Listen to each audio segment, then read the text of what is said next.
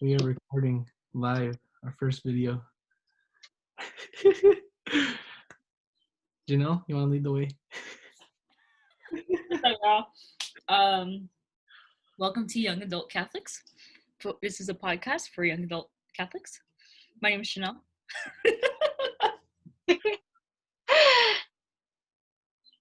My name is Kathleen or Kayan. And I am Daniel. And before we begin and go into introductions, Daniel's just gonna lead us in a Hail Mary. Yeah. All right. In the name of the Father, and the Son, and the Holy Spirit. Amen. Blessed Mother, just thank you for another beautiful day. Thank you for our young adult podcast, and just bless our conversations as we say, Hail Mary, full of grace, the Lord is with thee.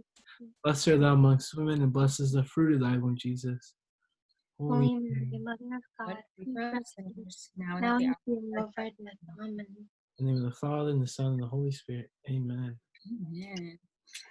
Amen. Well, today's topic, what we're gonna go into is on my personal Instagram, I did a little poll of asking my followers, what do you think of your family's opinions about your significant other, and does it matter to you, and what do your friends' opinions of your significant other matter to you? So those were just 2 questions out of the 14 I asked. We're also going to give ourselves a little introduction, how we know each other, and yeah, this is our first podcast, so be kind to us because we're just trying out here. We usually talk with each other, and that's what we'll explain in our background, and we just figured, hey, why not record ourselves, put it out there, share our different opinions and the resources that we look at. And yeah, and also we're probably gonna be eating during our podcast, so don't mind us if it's kind of like a mukbang too or something. Yeah, Daniel, do you wanna start off with how we all know each other, and then actually tell us about you? All right. Daniel. I am 26, been Catholic my whole life. Just graduated a year ago from Cal State Fullerton. I did graphic design. I have my own business. It's called Cruise Culture. I love being Catholic. I met these great people through a community called YFC, or Youth for Christ. And then Janelle hooked us up with jobs at Cal State Fullerton. We all worked at information and services together, and that was the best job I've ever had.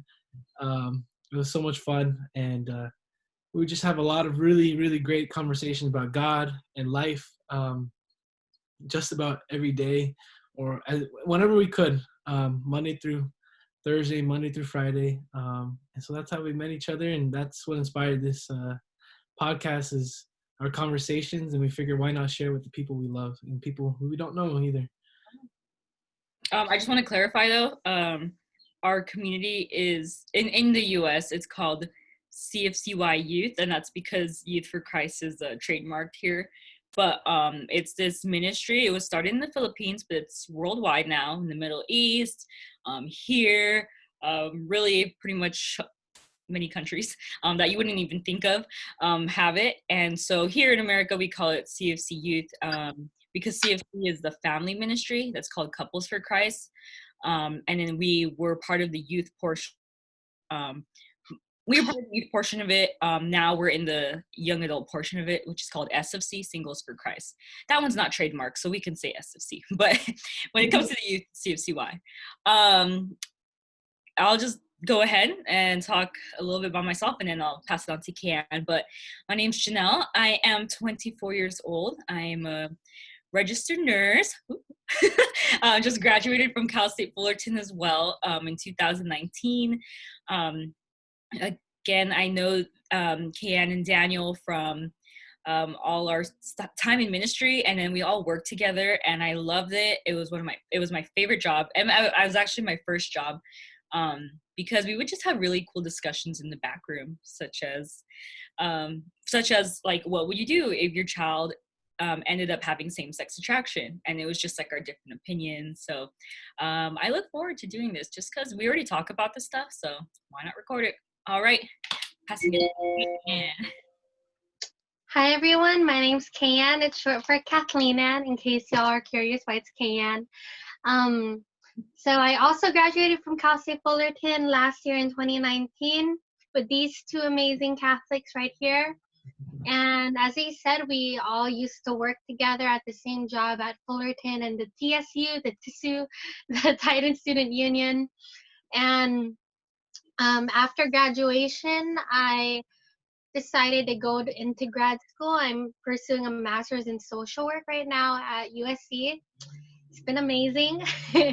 And even though we're all in so many different parts of our lives right now, where Janelle is a registered nurse and Daniel has his own um, business, and I'm a graduate student, we've been keeping in touch still, and we didn't want to let our conversations end after we graduated from Fullerton. We wanted to continue them as we still continue to pursue heaven together and continue to be brothers and sisters in Christ. So I hope y'all enjoy this podcast as much as we enjoy talking about these topics and growing in the faith. So yeah, join us in our journey. Alrighty, so I'm just gonna go right into it. So I did a poll. Let me bring it up. These are the results. So I asked, is your family's opinion of your significant other important to you? We had a total of 134 people say yes, 14 people say no. If you want to know the female and male breakdown, about 94 females said yes, 40 males said no, 10 females said no. Wait, 94 females said yes, and 40 males said yes. The no portion is 10 females said no, 4 males said no. So we're going to talk about that one first, and we're going to go into our friends. But for you guys, is your family's opinion important to you guys about your significant other? I'm currently single. Daniel's currently single. Can is in a relationship. So I feel like that should give some background about when we give our responses and stuff. I would definitely say that it matters to me. Me being especially an only child and growing up with my two parents, I wouldn't say we have the best relationship, but we're close enough where each other's opinions really do matter and really do make an impact on our relationships, whether it's friendships or romantic relationships. And because they're the ones who have raised me and they're the ones who have really pushed me to be a better Catholic and be a better person, I do think that their opinion of my significant other means a lot, because it says a lot about me and also says a lot about who they look for to end up with me someday. Does that make sense? You know, because whoever I do end up with, whether it's marriage or whether it's just in a long-term relationship, I do believe that they would want the best for me. So I do think that their opinion matters a lot. What about when it comes to your like extended family? Yeah, I was gonna say that even with extended family, something that's really important to me is having my significant other meet my extended family from the get-go. It just happened to happen the way that it did for me and my current boyfriend, because when while we were dating, my grandmother died, and so like we had the funeral and the viewing and everything, and from the get-go he was invited, he was welcome to help out. He was actually one of the people who signed off on my grandma's will, because he was a non-family member and you need a non-family member to do that. So because of how he was already getting to know my family even before meeting them, it was just a matter of time for him to like meet them in person. And as years have gone by, we've been together for almost 5 years now. A lot of them have said very positive and very reaffirming things about him being my boyfriend. So um, it doesn't just matter in the sense of like I want them to get to know him, but also matters in a sense that it boosts my confidence of being with him and staying with him, if that makes sense. Yeah. So it definitely matters, especially because since I'm an only child, I grew up very close to my cousins, where they were basically like my own siblings if I were to have siblings. And because of how much I love them and how much I care about them, I care about their opinions too. So Also, nice shirt. I didn't realize. thank you. Oh, oh, a latte. It says a latte. Yeah. Daniel, did you have any opinions on? um, I Daniel, what don't be happened? so awkward. Just chill. People are here. I'm trying to get my thoughts. My brain is working slow right now. Um, so for sure, I have a small family, so it's not like I have that many opinions to hear, but Mhm. the opinions do matter regardless of the amount. And we'll get into the next question, which is friends' opinion. I have a lot of friends, so that does the weight's more different on there. But I would say the greatest opinion that matters in my family would be my mom, just because my mom's my best friend, and um, like yeah, I don't want to disappoint her, but at the same time, like I want to choose something that I want, and she has her vision of love and stuff like that, different lens. She grew up in a different time of love, so it's just different upbringing is gonna change your view, of course. But yeah, definitely my mom. My dad's way more relaxed. Doesn't really care, not in a bad way or a good way, but just like it just is. This is how he is. But my mom for sure will tell me. But at the same time, my mom loves me enough to like if he or not he or she, if she makes me happy. But for you guys, he makes you happy. Like she just wants me to be happy. And she knows I'm smart enough to desire someone who wants what's good for me, good for herself, good for family. So she trusts me enough to know that, I'm gonna bring a good woman into my life, whoever that is. And so that's super important to know that, or it's great to know that my mom's super supportive still. But it's just one of those things where it's like I don't want to disappoint either. Uh, just because you know who you marry is a one-time shot, and you got to do it right. And it's just a huge, huge thing to discern and pray about. But yeah, it definitely would be my mom. My siblings not as close. My dad's, he'll support whoever comes into my life. But yeah, I would say my mom for sure. My mom's opinion, just because I love her so much, and I want her to be happy with who I'm happy to be with. Yeah. I mean, from what you're saying though, like, I mean, it makes sense. Like, your mom knows the kind of character you are, Yeah. and so she's gonna assume that you're gonna bring someone into your life that isn't like all cracked out or something. Like I don't think you'd bring something like that. But oh, I was gonna make a comment. Yeah. Oh, I think something that like came to my mind while you're trying to think about that is like I can see why you really care about your mom's opinion because the woman that you end up to be with and stay with will be another woman that you choose to love the Yeah. same way that you choose to love your mom, so um like for your mom to say her approval or like what she thinks about who you end up with is another way of saying like so this is the other woman that you choose to love and I'll choose to love her as well because I know that you love her. Mm-hmm.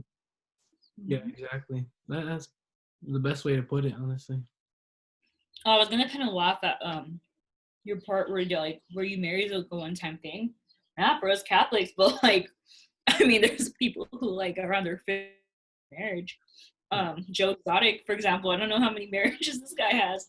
I don't know if you guys watch Tiger King, But I know he's a crazy fool. the guy got married so many times. People just like don't treat it. But marriage is a whole we'll talk about later because that's gonna take too long. Me, I really don't care about my mom's opinion. Not my dad so much, but then that's because you guys know like my relationship with my dad is not the best right now, so I could care less what he thinks. Just because I'm close to my mom, it's kind of similar to what you guys are saying, to me, I'm really close with her, so I really care about that. But I think it's very circumstantial because, for example, I have some cousins who they're not Catholic and they believe in a lot of different things. And do their opinions really matter to me? Like, because they're, my family? No, because I know that they haven't made very Catholic in their life, or they don't even practice it. So I don't need unnecessary opinions of people who don't practice as much, like, I don't know how else to phrase that. I'm not even gonna try to phrase that nicely, but it just, to me, it doesn't make sense to like fret over like one of my cousins who is gonna judge other when it's like, yo, relax, miss. I cohabitated for years before getting married, and I don't want kids, and blah blah blah. So, yeah, but my mom's opinion matters. My brother's does. Yes, yeah. But it'd be nice though, like when you have an extended family, it'd be nice if they can at least like get along. Yeah. Yeah. Mm-hmm. And even with like family friends, because then why are you with the person? Okay, and you were gone when I was discussing this with Daniel, but I know of someone who is engaged, and what this person's like close friends have told me is that no one has met the guy. And I'm like, what? Like, wouldn't you want to bring them around your family and your family friends to hang out and introduce? Mm-hmm. Yeah, I don't know. It doesn't, especially like, I just feel like in my culture, that you do that, when you have like your family parties, when you have like your family friend's birthday party, like you would bring them along and you'd want people to know who your fiance is. But I don't know, not my relationship. So I think also like regarding that, it depends whether or not like who wants to be presented and who doesn't. What I'm getting at is like, for example, I have this one really close friend of mine who has been with her boyfriend for longer than I have. It's been on and off, but they've been together for a while, and I've never met him yet. I've known this friend since I was 2, and I always bring up to her like, when am I gonna meet her? I mean, when am I gonna meet him? When am I gonna meet him? Because I know that you guys have this long history. I know how much you love him. Mm-hmm. Like, why can't I meet him? And she opened up to me that it's because he doesn't feel comfortable about it. It's her boyfriend's who isn't comfortable with it because of, I don't know, embarrassment, or there's a lot of other factors, but he just doesn't feel comfortable about it. And I'm like, one day when I get married, like, I need to meet who you're with in order for me to invite him, because that's just the person that I am. Like, whoever I would end up inviting to my own wedding, I would want it to be someone that I've at least met once, especially if it's someone that has been dating someone that I care about very much.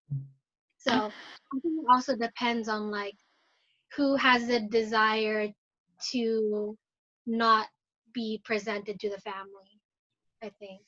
Wait, why is he uncomfortable? I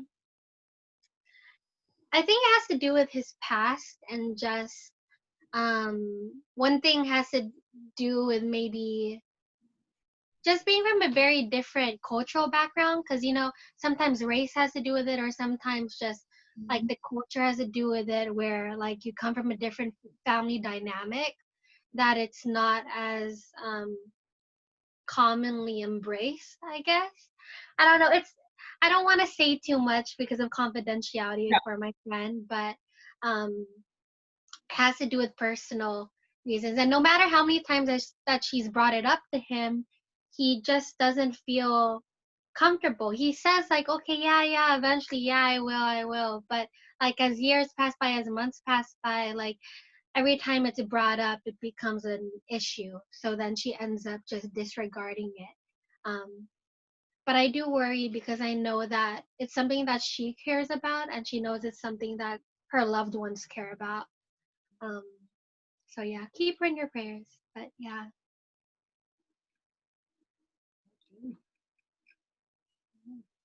You guys want to move on to the second question? Or yeah. Any other comments, thoughts? All right. I feel like the family one's like straightforward, but I mean, from what I can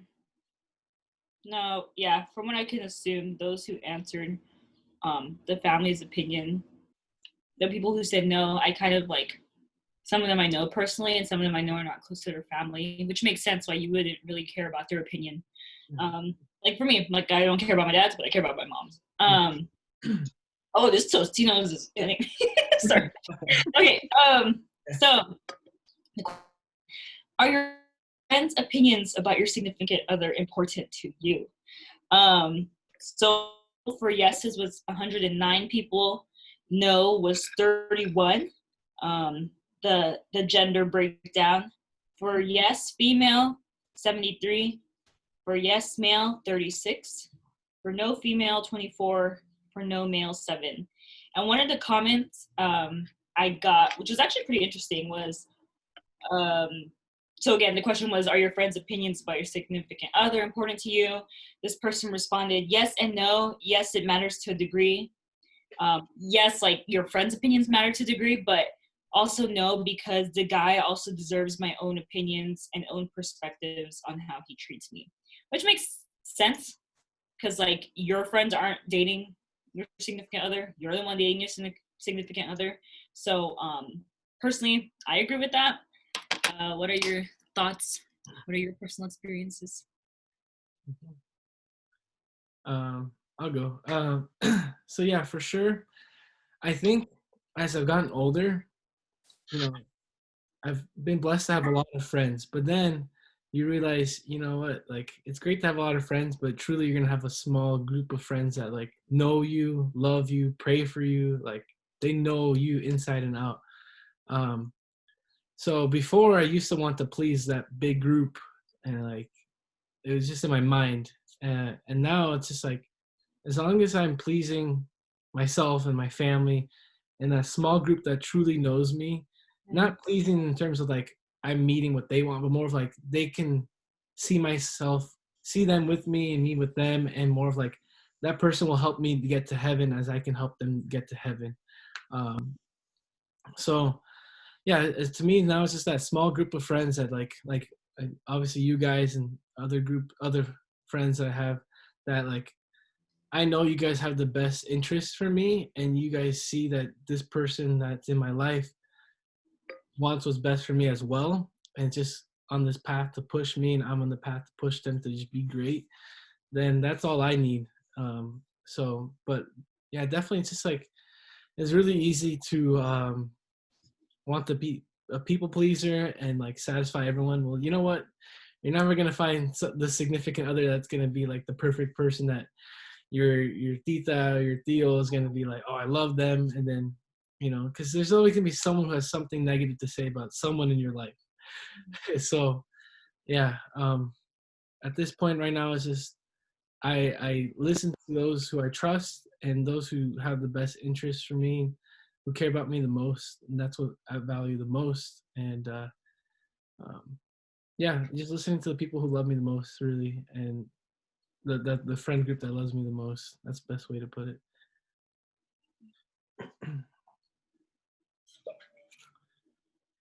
For me, I also care about like the opinions of those who like love me the most, because I know that the people who love me the most will be the ones who will be the most upfront with me.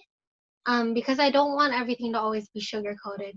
Yeah. I feel like it's easy for um people to do that, but what I've noticed, at least in my relationship, is that those who are most upfront with me at least point out the things that I do recognize needs to be improved on. And because not every relationship is perfect, it's important to have people who help you recognize that too. Not that you should always focus just on their opinions, because I know that I've fallen into that sometimes, or like when someone says one thing about my relationship, I start overthinking it. But more in the sense that the people who do point out things about my relationship, I know that they care about what's best for me. And something that I just remembered from one of my psychology classes before, it was social psychology. There was a study on these newly, like these new relationships, basically, these new couples. And they did interviews not just with the people who are in the relationships, but also the people who are most important to those couples, to those family members, to those friends, or I mean, the family members or the friends who are most important to that couple. And for every single relationship, like in the very beginning, you feel like you're gonna be together forever, right? That's how almost all relationships are.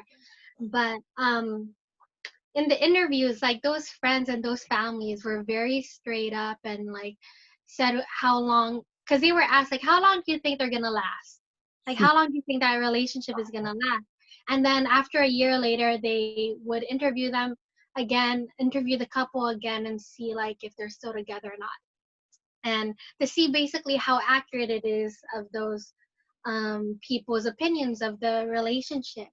And what some of them would say is all like, I think they're just gonna last maybe half a year, maybe a year, but I think nothing beyond that, or like things like that. And by the end of the study, most of the most of the depictions of those family members and those friends were more accurate than the people who are in the relationship.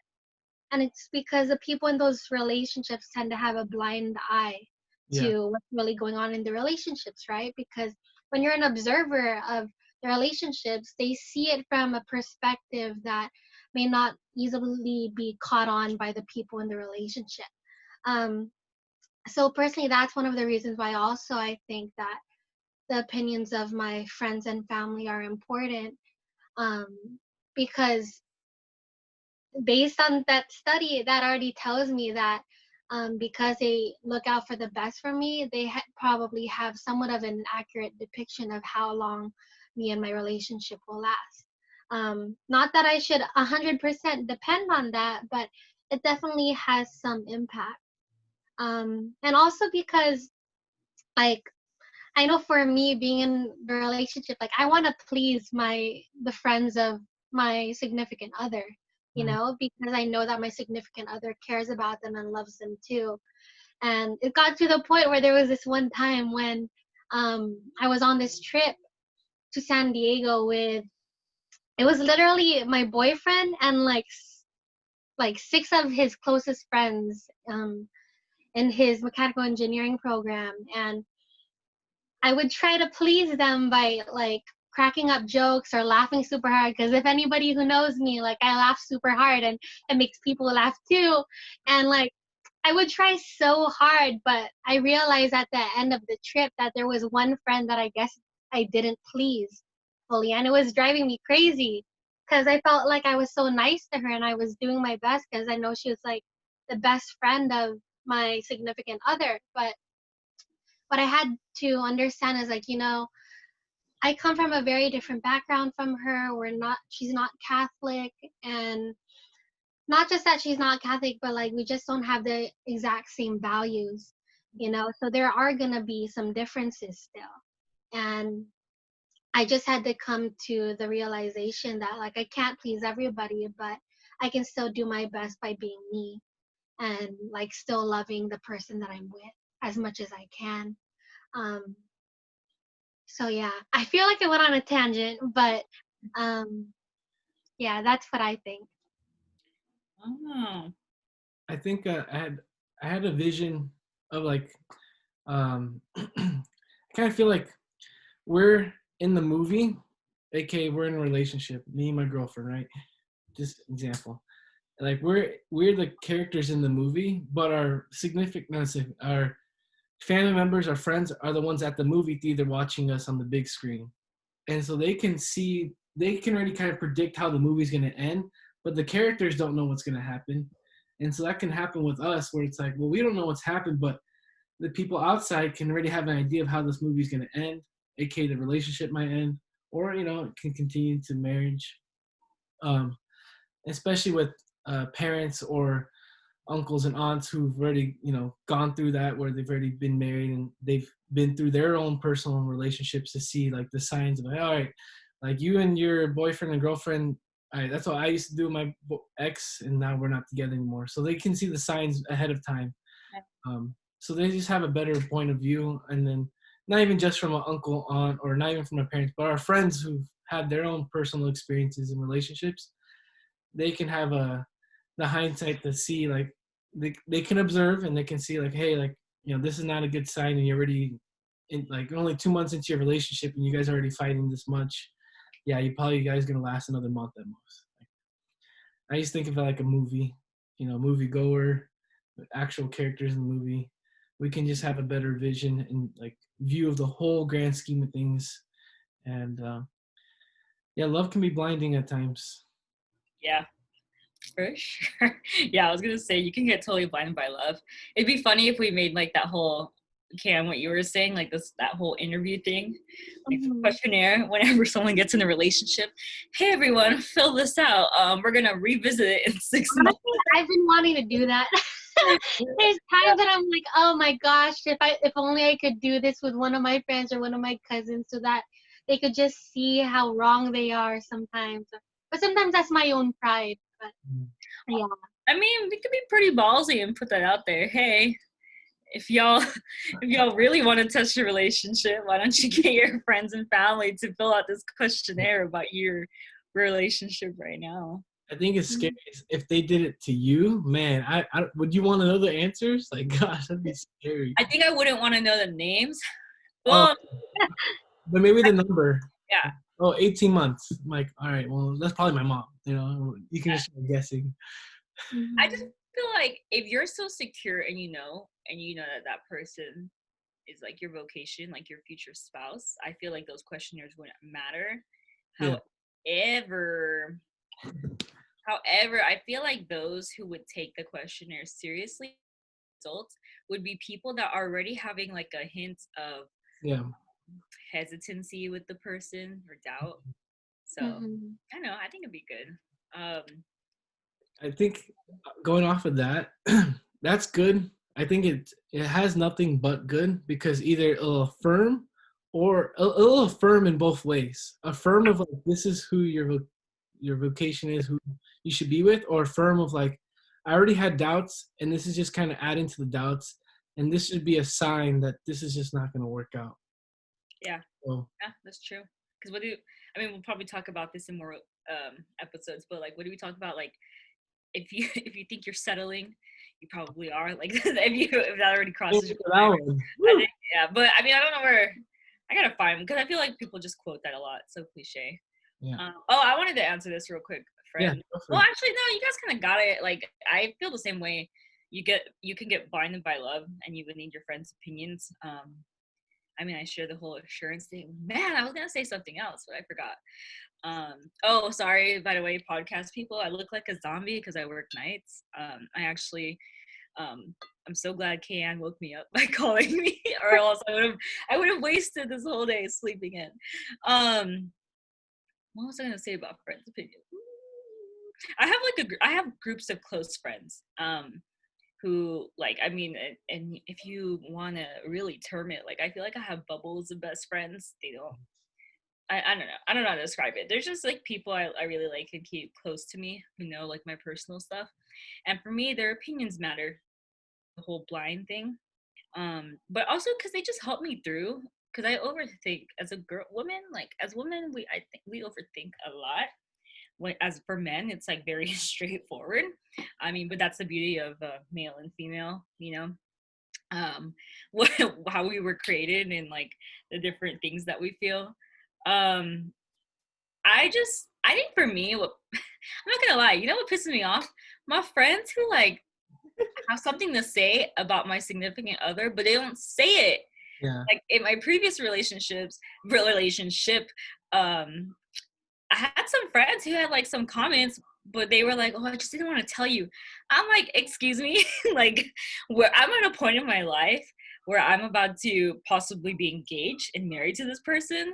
Like, this is a vocation. Like, this is my discernment, and you're just gonna sit back and let me be blinded. Obviously, like through my own prayer process, like I discerned that it wasn't for me, but like, why couldn't my friends tell me earlier and save me the heartache? I don't know. That was just my thing. Like, I just feel like if you're gonna be a true and honest friend, you should speak up and say, like, comment, because we're not mind readers. I feel like as long as you have your friend's best intentions, like if it's not ill, if it's not because you're jealous because they're dating someone or they Mhm. took time away from you, now your dynamic changed, like I feel like saying your comment should be necessary. Yeah. Yeah. Mhm. I mean, why let your friend go down a path that's not meant for them? You know, Yeah. and not even the saving of heartache, because that's gonna happen regardless. But I know you know that. But more of like, yeah, just like tell me like, hey, like I'm ready to take the next step. Don't let me take the next step blindly. Yeah. So just, and I get the other side of like, they don't want to feel like they're imposing too much on your relationship and they don't know everything, maybe they're coming from that Yeah. point of view. But at the same time, there should be enough like openness to tell your friend like, hey, this is how I feel about your boyfriend or your Yeah. girlfriend. And like, I just want you to let you know you can do it whatever you want with the information, but at least like show them. I don't know. It's like with our faith, right? It's like when it comes to evangelizing, show them the truth and then let them do whatever they want with the truth. You Yeah. know? That's true. And I just feel like you know your friends' values because you've seen them grow up, right? Like Can, like I know your values. Daniel, I know your values. So of course, if you guys are gonna date someone, well, Can, you're in a relationship, so that Daniel, if you're gonna date someone, and I already know that they're not going with your values, that's when I'll say something. And that's why I totally understand. Like you don't want to overstep, but at the same time, you really know your friends from like a different perspective, and it's not necessarily overstepping, but I feel like if you're in a friendship where you guys are mature and can communicate, then you can be able to say your concerns or your comments without it being a friendship breaker. Mm-hmm. That's what I did like the other week. There's a friend who I just have a little concern about the person that this person is dating, and it's I don't know why I was holding back because in my mind I was like, oh, whatever. Like at the end of the day, they're gonna get married to this person. Like my opinion doesn't matter. I'm just a friend on the side. But then someone else told me, like, was encouraging me, no, like your opinion matters. And you can be mature and communicate. And so I did that. And this person received my comments very openly. Also defended their position, which was obviously people have the right to defend their position. Yeah. But it was just good because we got to a better understanding. But again, that was like a mature conversation that not many people can have. Yeah. I think the good thing about that too is in doing that, you deepen your friendship with that person because it shows a sign of love, of care that like, hey, like I'm willing to come up to you and tell you how I feel because I love you. And I just want you to know what I'm seeing. And then they can take it positively or they can take it negatively. Obviously, your friend took it seemed positively, and you know, you did your part, and that's off your heart now. And that's how on them to just take what they've heard from you and just continue to discern what the relationship is for them. Yeah. Definitely. We're gonna spend the next 5 minutes, everyone, calling out everyone we don't think should be in a relationship. So, can you imagine, everyone? So please bring out your list. Let's go ahead. This is for you. I'm just kidding. Oh, no. Yeah. All right, look at my list. I can't. Yeah. But I'll be honest. There's some people I'm not close to. I'm not gonna call them out. Like, I'm not close to you. You gotta have a relationship with someone. Yeah, that's what I was gonna say also. Like you need to have a relationship with them to be able to be upfront about that, because if it's like, for example, like a friendship that you're still cultivating and like you already overstep, I guess, and already like say something straight out without um really knowing how they're gonna feel after it, like that'll just ruin a relationship right there, like a friendship right there. So um it definitely like matters the way you communicate it. Definitely the way that you present your case also, because you don't want to just seem like it's all about me. Like you want to make sure you take into account like what they may be going through or what they may go through after receiving the information or the opinion about it, but yeah. I had a question for you guys. Sorry, Can. You just brought something up in my mind. So we're all Catholics, right? We're devout Catholics, practicing Catholics. Young adult. You wait, what? Young adult. Catholic. Yeah, Yeah. yeah. Okay. Yeah, Catholic. What do you guys like personally? For me, I have some friends in relationships that I don't think are good for them, holy or true. But because of my Catholic standpoint, and it's because of my Catholic reasoning, I can't say anything about it because they're not practicing Catholics. Do you like? What are your thoughts on that? Like, do you guys have friends like that too? Because I'm a bit lost because I understand like God is pretty straightforward with his commandments, right? His commandments are very straightforward. Like his truth, like he is the way, the truth, and the life, and he doesn't stutter. Like he says it. That's the truth in the Bible. And so a part of me is kind of like, okay, well, I'm here to help save souls, not friendships. But at the same time, God asks us to evangelize to others and be the gospel to them. You know, have you guys heard that quote? Like, you may, sorry, my traffic is loud around here, but you may be the only gospel your friend hears. I just want to hear your thoughts on that because, yeah. I mean, so I've been in a lot of positions similar to that, where I've been grateful where even though like certain friends know my stance on like topics and stuff, like what I learned is very important is to at least um not forcefully do it, but like make known what your beliefs are and your values are. And like it's up to your friends to still choose whether or not to come to you for advice or for your opinion about like anything going on in their relationship or their lives. Um, and if they want to hear your opinion, then that's great. But if not, then like, yes, it's important to evangelize, but also it's important to take into account who you're evangelizing to. I hope that makes sense. Like, for example, like I have a friend who isn't. She claims to be Catholic, but she's not fully practicing. And like, there are times when, like, out of curiosity, she would still ask me certain questions that could relate to the faith. And like, it wouldn't be me forcing down her throat like what I believe, but rather it would be me just explaining and um, going on further about like what she's curious about, and that in that way already is an evangelization, is a way of evangelizing the truth. Um, so I know, like, for me, I have a control problem. I love being in control, at least in like when it comes to helping people that I love the most. I try to give all the resources that I can. I try to tell them everything so that they could make the right informed decision. But even though I do all those things, like in the end, it's not up to me for them to make the choice. They have to come to the conclusion. They have to come to the decision themselves. So like I do like making sure that they're informed. But if it's unwanted and unwelcome, um, that's where like the quote comes into play, where it's like preach when necessary, and if necessary, use words.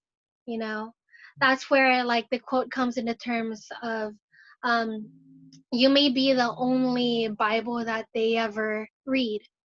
You know, so like while it's still important to evangelize, evangelizing doesn't always mean saying everything from your mind and your heart and all that stuff, unless it's like welcome.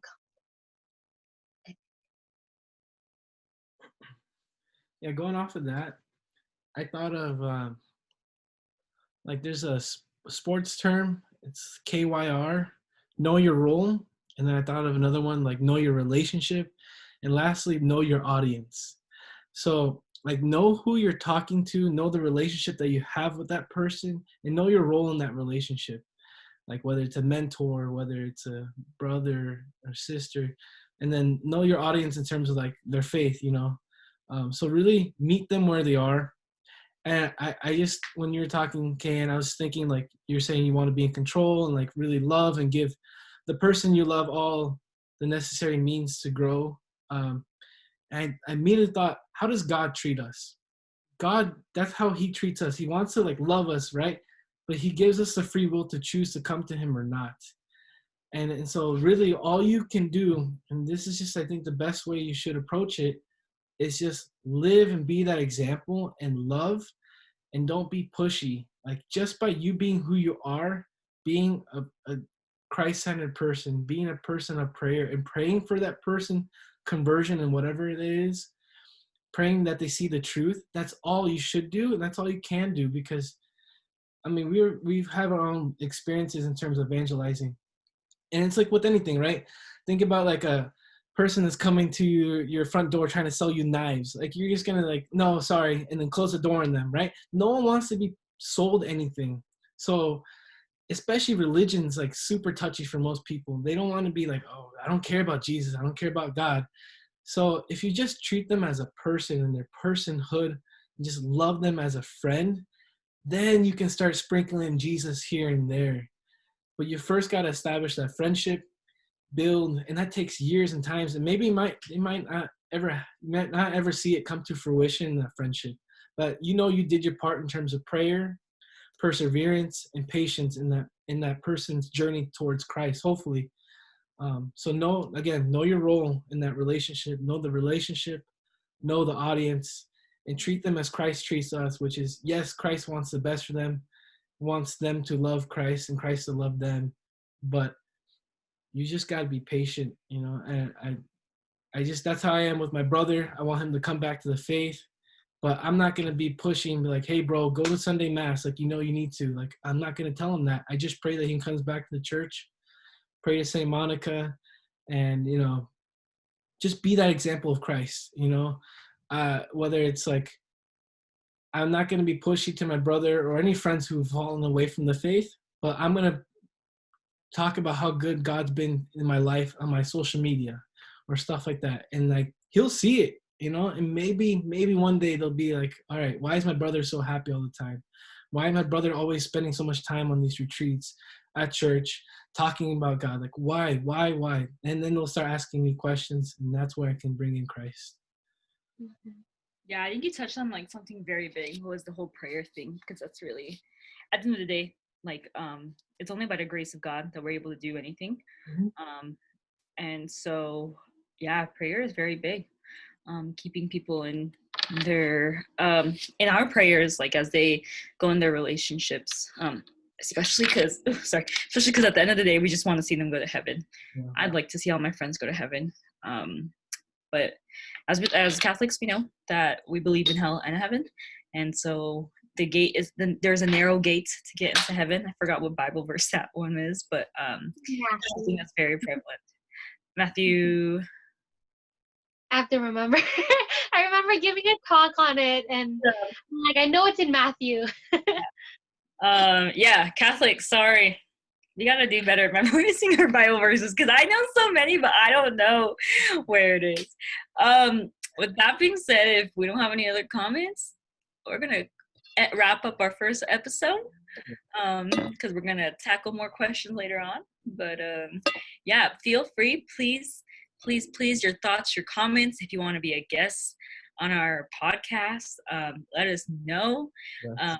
Again, our standpoint, we are young adult Catholics for the young adult Catholic. Yeah. And so that's why we talk about our opinions and comments now. But we just want to end it with in prayer. So Daniel, you can end this in prayer. Unless you guys have any other comments you want to. Dan? I'm good. It's all good. All right. Let's remind ourselves of our good God in the name of the Father and the Son and Holy Spirit. Holy Spirit. Oh, Lord, just thank you for a beautiful conversation. Thank you again for a beautiful day. Thank you for the many blessings, the ones that we're grateful for, the ones that we don't appreciate. We still give you thanks for them. And this is us just giving you thanks for our faith, giving you thanks for our relationship with you, giving you thanks that we know that you're the way, the truth, and the life, and that simply we want others to find Jesus in their life so that they can bring light to other people's worlds. Just thank you for this first episode. We just pray that people can learn something out of this every time, that you can just continue to grow in people's hearts. And we just pray for every single person who's watching this. Just thank you, Lord, for the people who we have in our lives who support us. And we just pray for a great conversation next time. As we say, glory be to the Father, to the Son, and to the Holy Spirit, as it was beginning, is now, and ever shall be, world without end. Amen. Father, Son, Holy Spirit. All right. YAC. Yeah. End the recording, Daniel. Woo-hoo! All right.